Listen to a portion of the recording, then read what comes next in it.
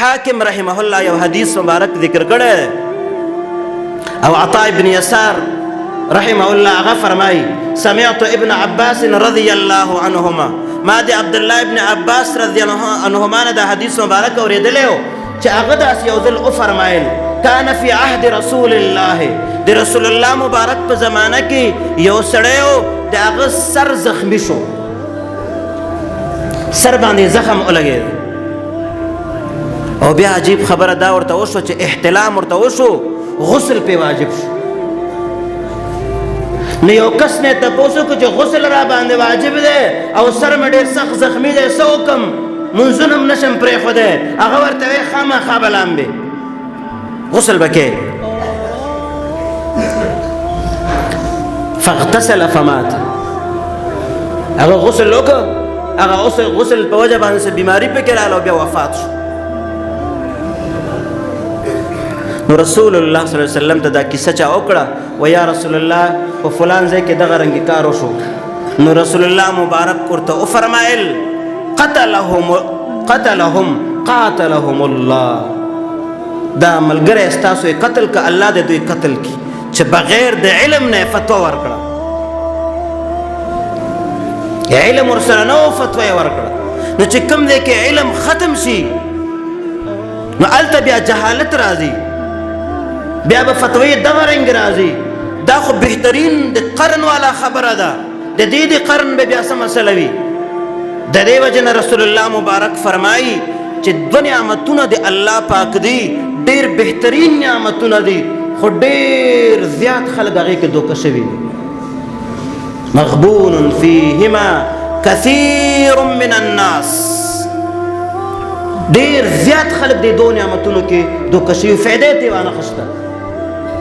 دو نعمتونه دي الله ورکړي دي خو دوی ته فایده وانه خسته یو نعمت چې دی دا د صحت نعمت دی چې الله ورکړی او دویم نعمت چې دی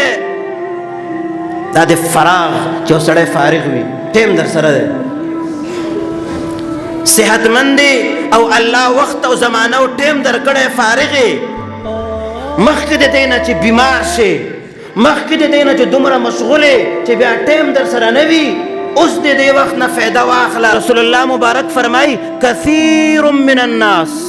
ډېر زیات خلک په دې کې دوکه دي مقصد دا لږو خلکو دې نه فایده اخیستې ده لږو خلکو فایده اخیستې ده او زیات خلک پکې دوکه کې دي جمال الدین القاسمي رحمه الله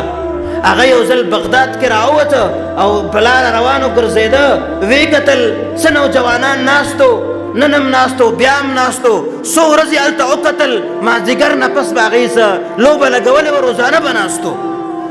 نو دی شاګردانو سره روانو نو یې ورته وفرمایل والله لو یباع الوقت لاشتریت منهم زما د الله باندې قسم وي که چېرته وقت خرڅېدی نو ما د دې نوجوانانو نه دا وخت اخیستو چې هر څومره قیمت یې رانه غوښتو ما ورکو زما به لږ وخت زیات شوی و ما به لږ کتاب زیات کتلی و وخت د ټولو نه قیمتي سرمایه ده او دا وخت چې زموږ نه همداسې ضایع کېږي دا ډېره خطرناکه خبره ده عبدالله ابن مسعود رضی الله عنه څومره عظیم صحابي دی بهترین عالم د صحابه کرامو او د رسول الله صلی الله علیه وسلم په هغه زمانه کې د رسول الله مبارک په موجودوالي کې په یو مسله کې فتوا ورکړې وه او رسول الله مبارک وفرمایل چې ابن مسعود دا خبره کړې ده بیا ټیک ده دومره عظیم صحابي دی هغه به چې کله نور پرېوتو شپې نور به پرېوتو نو د نور د پرېوتو سره به ده دا وویل د یو شیز ارمان نه راځي د یو شیز مې زندګۍ کې ارمان نه دی کړی خو صرف د یو شیز ارمان کومه ارمان د دې خبرې کومه چې اوس مې نور ته کتل نور پرېوته د نور د پرېوتو سره زما د عمر یو ورځ کمه شوه او زما په علم کې اضافه ونه شوه عمر مې کم شو نور پرېوته او په علم کې مې اضافه ونه شوه نو چې یو ورځ ستا باندې تېرېږي او ستا په علم کې د یوې مسلې اضافه نه کېږي دا ډېره خطرناکه خبره ده